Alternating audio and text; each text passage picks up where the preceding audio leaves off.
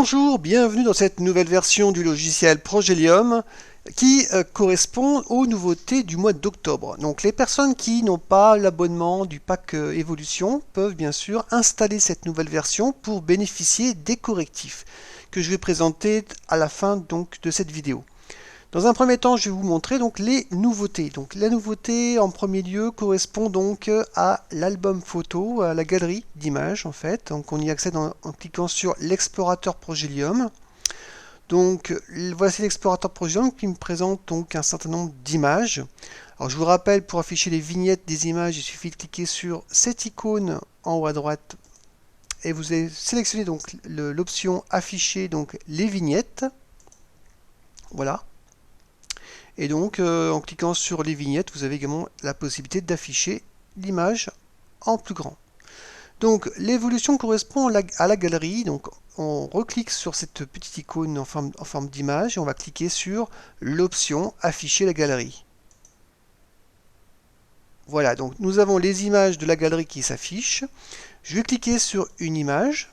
Donc, l'image à droite, donc, on a donc l'image agrandie. Et donc la nouveauté, c'est la possibilité d'ajouter du texte à vos images. Alors en cliquant sur le mode édition, vous voyez le bouton ici mode édition, vous avez un petit traitement de texte compatible Word qui s'affiche et vous allez pouvoir donc saisir du texte avec toutes les commodités des fonctionnalités de Word. Donc vous pouvez mettre du gras, des soulignés, des titres, des puces, des liens même vers des sites internet, etc. Donc là, je vais mettre par exemple ici vacances aux Antilles. Donc là, vous pouvez choisir la taille de la police. Vous pouvez mettre, bien sûr, vous pouvez la mettre au milieu. On va pouvoir mettre un souligné si vous le souhaitez. Vous avez le correctif d'orthographe qui est intégré. Voilà. Donc, et là, vous mettez votre texte en dessous. Donc ici, je vais changer la police, je vais les mettre par exemple en 12. Je vais enlever le gras. Voilà, et je vais enlever le souligné. Voilà, et là, en cliquant sur le bouton enregistrer, vous avez donc votre fiche texte qui est enregistrée et associée à votre image.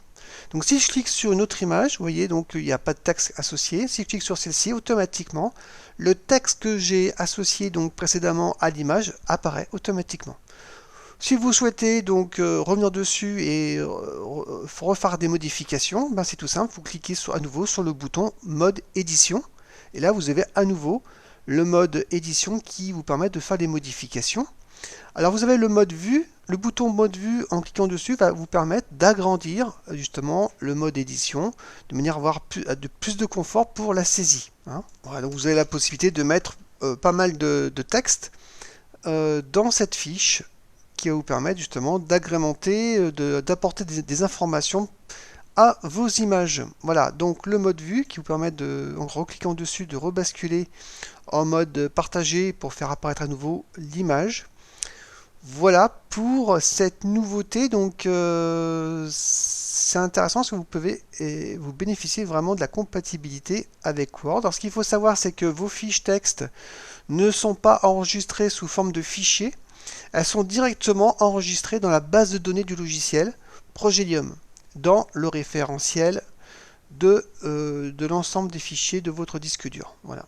Donc c'est vraiment du texte qui est intégré dans une base de données et non pas plein de fichiers indépendants qui auraient été compliqués justement pour l'association de vos images. Donc là, vous avez vraiment une association de l'image intégrée dans la base de données du logiciel Progelium. Voilà pour cette évolution. Alors maintenant, je vais vous montrer une deuxième évolution qui s'intègre dans cette nouvelle version. C'est la possibilité en fait d'appliquer les tags qui sont associés à un répertoire sur l'ensemble des éléments qui sont contenus dans ce répertoire. Donc c'est un système d'héritage. Donc plutôt que d'appliquer des tags un à un à chacun des fichiers, des documents, vous avez la possibilité de déployer automatiquement les tags que vous avez définis sur un répertoire donc, les déployer, les dispatcher sur l'ensemble des documents. Par exemple ici, nous avons des images. Donc si je clique par exemple sur tag, modifier les tags du document, vous voyez actuellement il n'y a aucun tag. Alors, je vous rappelle, pour les personnes qui n'ont pas suivi la vidéo précédente concernant les tags ce sont des mots-clés qui vous permettent en fait de retrouver immédiatement vos documents qui bénéficient justement de tags. Si vous avez associé à vos documents un certain nombre de mots-clés, eh bien, en passant par le moteur de recherche de Progedium, vous allez pouvoir retrouver vos documents instantanément. Voilà, donc, vous voyez, actuellement, il n'y a aucun tag. Alors, j'aurais pu manuellement choisir, par exemple, images. Alors là, ce sont des images album, mettons. Imaginons que ce soit des photos d'un album photo. Voilà. Et j'aurais pu mettre également l'année, etc. Donc manuellement pour chacune des photos, ce qui aurait été contraignant. Donc maintenant, ce que vous pouvez faire, donc là, je n'ai pas enregistré, hein, donc si je reviens dessus, vous voyez, il n'y a aucune information. Donc là, je sélectionne le répertoire par an. Je vais choisir l'option tag et l'option sous-jacente modifier les tags du document. Donc là, en l'occurrence, là, c'est les tags du répertoire. Voilà, donc j'ai cette fenêtre qui s'affiche, qui va permettre de choisir les tags qui m'intéressent, que je vais pouvoir appliquer à mon répertoire. Donc, je vais choisir par exemple image album. Alors, juste une précision, justement, plutôt que d'utiliser des mots génériques, des tags comme image, préférez plutôt mettre des déclinaisons du mot image en mettant un trait d'union pour créer des catégories d'images. Par exemple, vous pouvez créer image album pour tout ce qui est album photo de vos vacances, par exemple. Après, si vous avez des images que vous vous servez pour vos sites internet, si vous avez un site internet par exemple et que vous avez un certain nombre d'images qui sont associées à votre site internet, vous pouvez mettre image-site web, par exemple. Et puis si vous avez d'autres images, par exemple images d'identité, par exemple, vous pouvez mettre image et identité. Par exemple, ça permet d'avoir toutes les photos d'identité de votre famille, etc. Vous pouvez créer donc différentes catégories, ça vous permet d'être beaucoup plus précis dans vos recherches par la suite. Voilà, donc ici je mets image album. Je vais mettre par exemple ici l'année de référence de l'album, voilà 2022. Et puis là je vais choisir par exemple un lieu, mettons que je vais mettre les Antilles. Voilà. Et je vais faire enregistrer. Voilà, donc si je reviens dessus, je fais modifier les tags, je vais voir apparaître donc les différentes informations que je viens de saisir. Par contre, dans les photos sous-jacentes, si je fais à nouveau tag, modifier les tags du document, vous voyez, il n'y a rien. Bon. Donc, l'idée, c'est de pouvoir donc dispatcher automatiquement les tags que je viens de saisir au niveau du répertoire principal pour les déployer sur l'ensemble des photos sous-jacentes. Bon. Pour cela, c'est tout simple. Vous allez faire un clic droit sur le répertoire. Vous allez choisir l'option tag et on va choisir l'option qui s'intitule appliquer les tags du répertoire par an. Appliquer les tags du répertoire par an. Donc je clique dessus. Et là, vous voyez, on a une fenêtre qui est similaire à celle qu'on a vue tout à l'heure, qui était justement qui permettait la modification des tags. Là, vous voyez que cette fenêtre s'intitule appliquer les tags du répertoire par an. On voit apparaître l'ensemble des tags du répertoire déjà, et il suffit de cliquer sur enregistrer pour appliquer toutes ces informations sur l'ensemble des photos. C'est ce que je vais faire, je vais enregistrer. Voilà, donc maintenant, si je choisis n'importe quelle photo, je vais faire un clic droit sur cette photo-là, je vais faire tag, modifier les tags du document. Vous voyez donc, on a les informations qui ont été bien répercutées sur cette photo de manière automatique. Voilà, donc ça c'est une nouveauté de cette version qui permet justement d'accélérer, de vous faciliter la vie sur l'application, l'utilisation des tags sur vos fichiers. Donc là c'est un exemple sur des photos, mais vous pouvez bien sûr effectuer cette opération sur n'importe quel type de document, que ce soit des fichiers comptables, des fichiers de mode d'emploi, de procédures, de projets, etc. Donc des PDF, des documents Word, etc. Vous allez pouvoir donc appliquer de cette manière-là des tags automatiques. Alors, sachez qu'il y a une souplesse dans l'application justement des tags à l'ensemble des documents sous-jacents que je vais vous expliquer. Donc quand vous allez donc tag appliquer les tags du répertoire parent, vous pouvez rajouter d'autres tags spécifiques pour l'ensemble des documents sous-jacents. Qu'est-ce qui va se passer si vous modifiez donc les informations de cette page, et que vous cliquez sur enregistrer? En fait, les tags ne seront pas modifiés au niveau du répertoire. Donc ceux qui ont été préalablement saisis précédemment ne vont pas être impactés par vos modifications. Par contre, seuls les documents sous-jacents, contenus dans ce répertoire, seront impactés. Donc ça vous permet, par exemple, de modifier certaines informations, ça rajouter, par exemple, des tags supplémentaires pour les documents. C'est possible. Voire même modifier un tag. S'il y a un tag que vous avez associé au niveau du répertoire qui ne vous convient pas et que vous voulez le remplacer par un autre pour les documents qui sont contenus dans ce répertoire, vous pouvez tout simplement remplacer ce tag par un autre. Voilà. Voilà, c'était une précision. Autre chose, si un document contient déjà une année de référence ou un lieu de référence, les informations qui sont déjà existantes au niveau du document ne seront pas modifiées. C'est uniquement s'il y a absence d'informations que les informations seront complétées. Voilà. Concernant les tags aussi, donc si des documents contiennent déjà des tags de renseignés, ils ne seront pas supprimés. C'est-à-dire que si une image, par exemple, contient déjà un tag bien particulier, qui vous permet justement de rechercher l'image de manière précise, le fait de déployer les tags du répertoire va simplement compléter les tags qui sont déjà préexistants éventuellement au niveau des documents. Voilà. Concernant donc les correctifs, vous avez donc une amélioration concernant l'affichage de l'image zoomée qui est ici à droite, vous voyez. Donc quand vous cliquez sur une image, la photo donc apparaît de manière non pixelisée. Avant elle était pixelisée parce que l'image provenait directement de la photo de la vignette qui était de basse qualité. Donc maintenant je fais le lien directement sur la vraie photo. Voilà, donc voici ça c'est le correctif. Alors je vais voir un petit peu les autres correctifs que j'ai un peu oubliés de ma mémoire. Donc on va aller voir. Voilà, donc les bugs que j'ai corrigés. Donc il y a 3 bugs que j'ai corrigés. D'une part, les raccourcis disparaissaient aussitôt que les avoir créés ou collés. Voilà, donc ça a été corrigé. Donc pour les personnes qui ne savent pas ce que c'est un raccourci, je vais vous montrer ça. Donc par exemple là j'ai un document. Si je veux comment dire, le placer dans un autre répertoire, par exemple un répertoire de projets, imaginons que j'ai plusieurs projets qui utilisent systématiquement un document et je veux pas être obligé de rechercher systématiquement où se trouve ce document en question.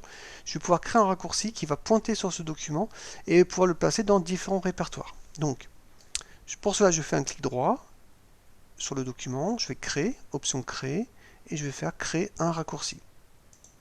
Donc vous voyez, donc le nom du fichier se répète et à la fin, tout à la fin, vous avez une extension .rac qui permet de savoir que c'est un raccourci qui pointe sur le document .docxr. Ça peut être sur n'importe quel document, ça peut être des fichiers PDF, ça peut même être des répertoires. Donc là, j'ai créé donc un raccourci qui pointe sur un document. Si je double-clique dessus, vous voyez, donc le document s'ouvre. Là, à l'occurrence, c'est un document Word. Voilà, donc je peux bien sûr, là, le fait de le laisser dans le même répertoire n'a pas de sens, n'a pas d'intérêt, mais si je le copie, je vais faire couper. Voilà, et je vais le mettre dans un autre répertoire. Voilà, je vais le mettre ici, mettons. Je vais faire coller. Voilà, j'ai fait coller, donc il apparaît ici. Si je double-clique dessus, bon, il va ouvrir le document. Mais ce qu'il faut savoir, c'est que ce raccourci n'est pas le document dupliqué. C'est simplement un lien d'accès. Donc si vous avez plusieurs répertoires de projets et que vous voulez éviter à chaque fois de rechercher un document que vous utilisez souvent, vous pouvez créer des raccourcis et les placer dans les répertoires que vous utilisez actuellement. Donc ça c'est très intéressant. Après, vous pouvez bien sûr supprimer le raccourci sans risque, n'ayez pas crainte de supprimer le document. Si vous avez un fichier qui se termine par .rac, ça supprime ça ne supprime que le raccourci. Voilà. Donc ensuite, je reviens. Alors vous voyez donc là, vous me voyez donc manipuler, accéder rapidement à ma liste comment dire, d'informations sur ma version 4.24 de manière très rapide, alors que ces informations sont passées quelque part de manière différente dans un répertoire bien précis dans mon disque dur. Tout ça grâce à ce bouton lexique, hein, pour les personnes qui ne savent pas ce que c'est.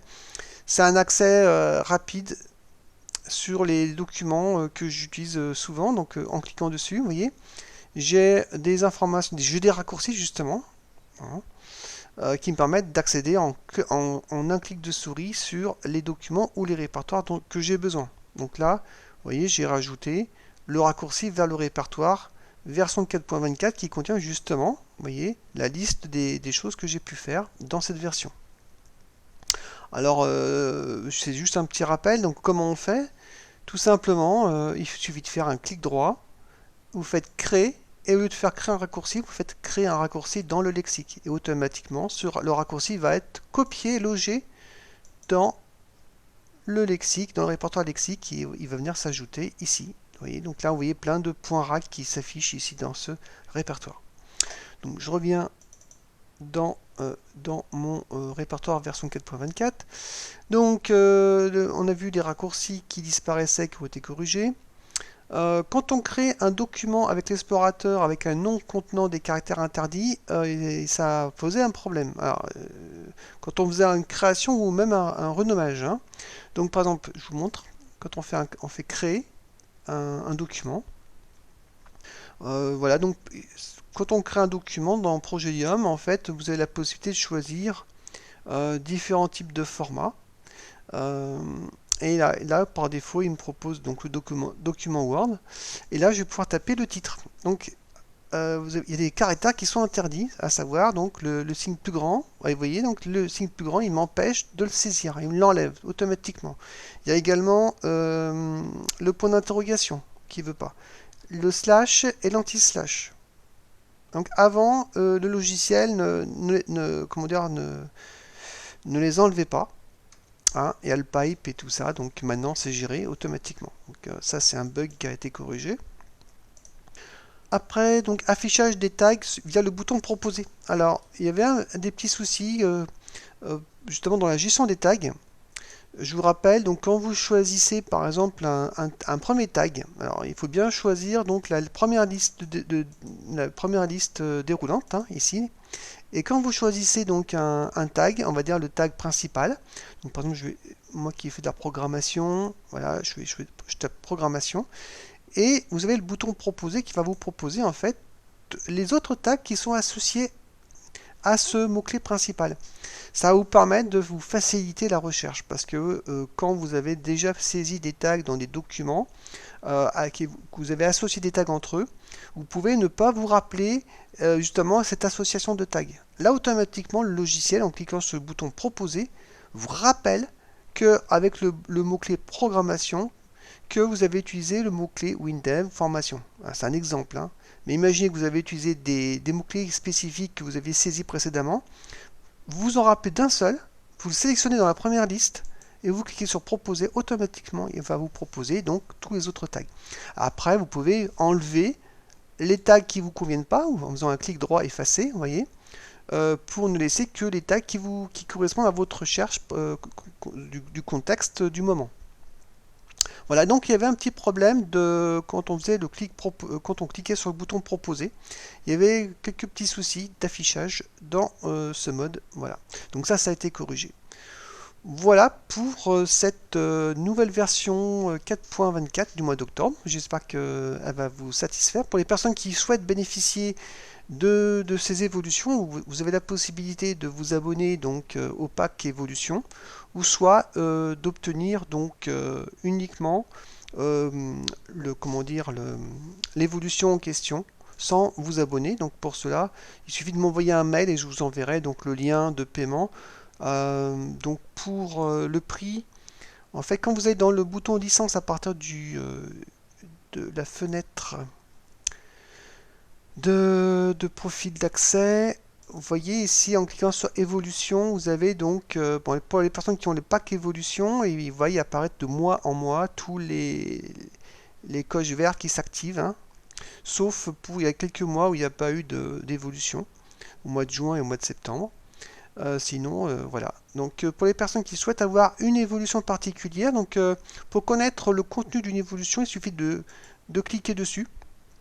Et vous voyez, vous avez donc la description du contenu d'une évolution. Donc si vous souhaitez avoir une évolution particulière, vous pouvez m'envoyer un mail et je vous enverrai donc le lien de paiement. Donc c'est 9 euros pour une évolution particulière. Sinon pour l'abonnement pack office du pack abonnement du pack évolution, c'est 5 euros par mois.